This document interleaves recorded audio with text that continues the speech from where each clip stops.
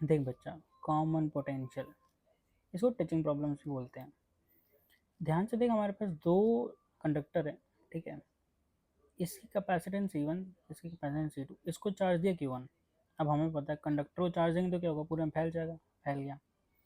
इसको भी चार्ज दिया, पूरे में फैल गया, पूरे सरफेस में फैल जाता है। ये बात हम जानते हैं, है ना। इसका रेडियस वायर, इसका रेडियस वायर आइडेंटिकल से कंडक्टर्स थे, कोई दिक्कत वाली बात नहीं है, ठीक है। उसका कैपेसिटेंस अलग अलग है। तो इस पर इनिशियल पोटेंशियल कितना है, V1 equals to Q1/C1।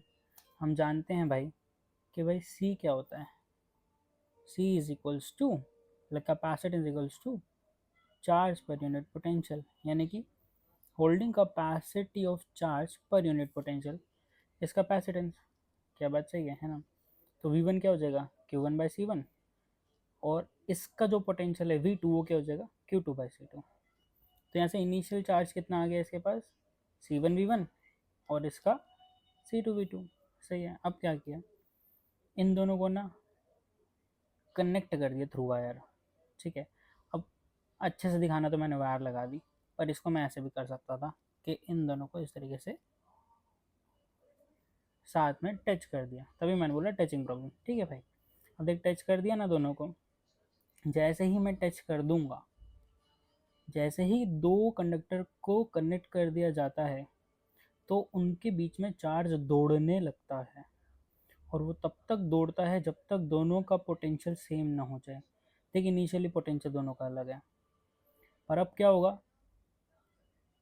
Potential जिसका ज़्यादा होगा वहाँ से चार्ज दौड़ने लगेगा दूसरे की तरफ।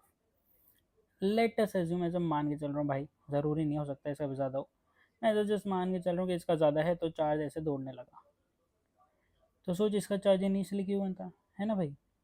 तो Q1 में से माइनस हो गया Q, और इस किसके बराबर हो रहा था, Q क्या था, C1V1। अब क्या होगा, C1VC, V से क्या, कॉमन पोटेंशियल। क्या बात सही है भाई साहब। आगे देख, क्या चार्ज इसमें ऐड हो गया, हाँ हो गया। तो Q2+Q equal to C2VC, again common potential, क्योंकि अब पोटेंशियल दोनों का सेम हो जाएगा। ये चार्ज जो यहाँ से आ गया ना भाई, इसने इन दोनों का पोटेंशियल सेम कर दिया, और चार्ज कहाँ से कहाँ दौड़ेगा, हायर पोटेंशियल से लोअर पोटेंशियल की तरफ। सही है। देख, मैंने यहाँ लिख भी दिया है, ध्यान से देख। अब जब तक पोटेंशियल सेम नहीं होगा चार्ज दौड़ता रहेगा, पर चार्ज सेम, पर चार्ज है कुछ गड़बड़ कर दी यहाँ पे, दौड़ता रहेगा। हाँ ठीक है, ये हटा दें यहाँ से।